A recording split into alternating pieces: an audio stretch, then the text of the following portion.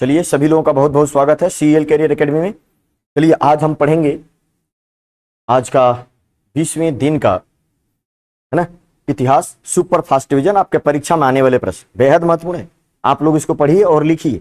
एक एक प्रश्न चुनिंदा है और आपके परीक्षा में ही आएंगे। ब्रिटिश द्वारा कुशासन का बहाना लेकर निम्न में से किस प्रांत को किस एक शासक के द्वारा हटा दिया गया? किस एक का शासन हटा दिया गया? तो इसका उत्तर हो जाएगा Awadh. Awadh is the right answer, very very most important. इसका उत्तर हो जाएगा अवध,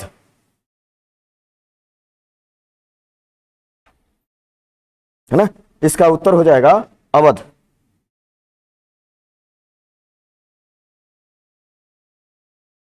चलिए ए अगला प्रश्न देखते हैं।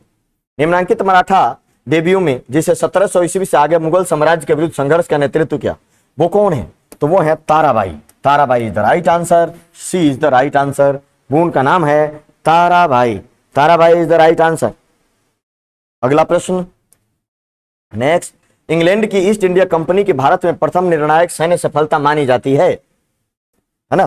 प्रथम निर्णायक सैन्य सफलता कौन सी मानी जाती है? तो यह मानी जाती है बक्सर का युद्ध। बक्सर का युद्ध माना जाता है, बक्सर का युद्ध माना जाता है। चलिए अगला प्रश्न है। सम्राट शाह आलम द्वितीय ने ईस्ट इंडिया कंपनी को बंगाल, बिहार तथा उड़ीसा की दीवानी प्रदान की थी। कब की थी? 12 अगस्त 1765 इलाहाबाद की संधि के द्वारा। ये इलाहाबाद की पहली संधि है, इलाहाबाद की 2 संधियां हुई थी, तो ये इसका उत्तर हो जाएगा ए। अगले प्रश्न को देखिए। अगला प्रश्न है टीपू सुल्तान ने ब्रिटिश सेना को 1780 में हराया था। कहां हराया था? 1780 में, है ना। तो 1780 चूंकि उस समय हैदर अली था, वो हराया था पोलिलपुर में, याद रखेंगे, पोलिलपुर में हराया था। बेहद महत्वपूर्ण, कई बार रिपीटेड प्रश्न है, तो आप जरूर याद रखेंगे। अगला प्रश्न देखिए।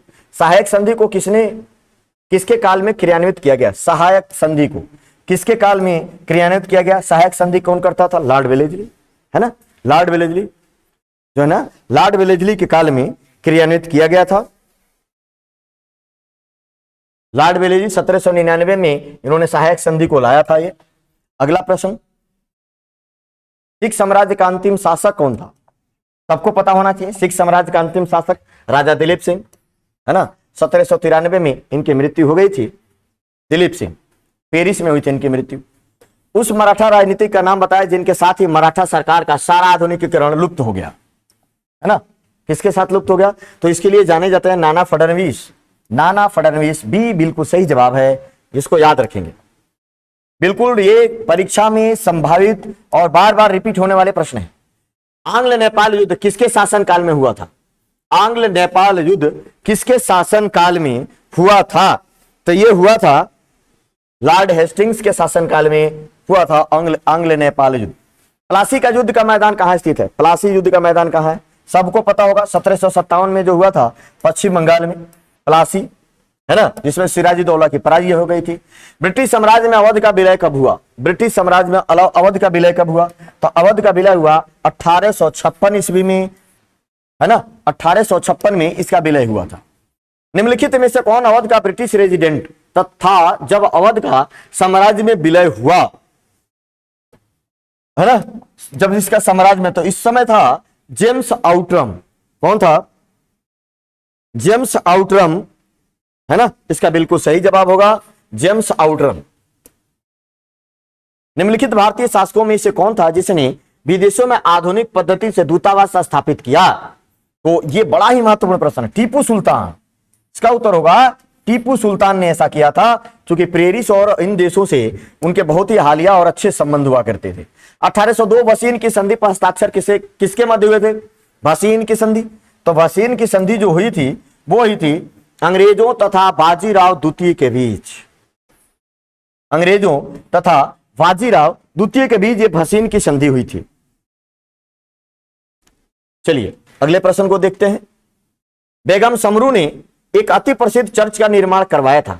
कहां करवाया था? अति प्रसिद्ध चर्च का निर्माण, है ना, बेगम समरू। ये सरधना में, सरधना आप याद रखेंगे, सरधना वही बंबई में जो पढ़ता था, सरधना कांड या सरधना भी इसको कहा जाता है। चलिए अगले प्रश्न को देखिए। बंगाल के पूर्व महाराजा दिलीप सिंह, पंजाब के पूर्व राजा महाराजा दिलीप सिंह के विषय में कौन सा एक कथन सत्य है? 23 अक्टूबर 1893 को उनका निधन पेरिस में हुआ। नासिक में उनकी अंत्येष्टि हुई। उन्होंने कभी भी सिख धर्म नहीं छोड़ा, वह कभी भी नहीं। इसका उत्तर हो जाएगा ए, ये इसका सही जवाब होगा, है ना। सिख धर्म छोड़ दिया था, लेकिन जब वापस आए थे तो फिर से अपना लिया था, है ना। तथाकथित कुशासन के आधार पर किस गवर्नर जनरल ने मैसूर राज्य के प्रशासन को ले लिया, है ना। किस गवर्नर जनरल ने इसके प्रशासन को ले लिया? तो यह लिया था लॉर्ड विलियम बेंटिक, इसका सही जवाब होगा, है ना। लॉर्ड विलियम बेंटिक, है ना, जो भारत का प्रथम गवर्नर जनरल है। लॉर्ड डलहौजी द्वारा अवध का अंग्रेजी सरकार में विलय निम्न में से किस रीति से हुआ? अवध का विलय किस रीति से हुआ?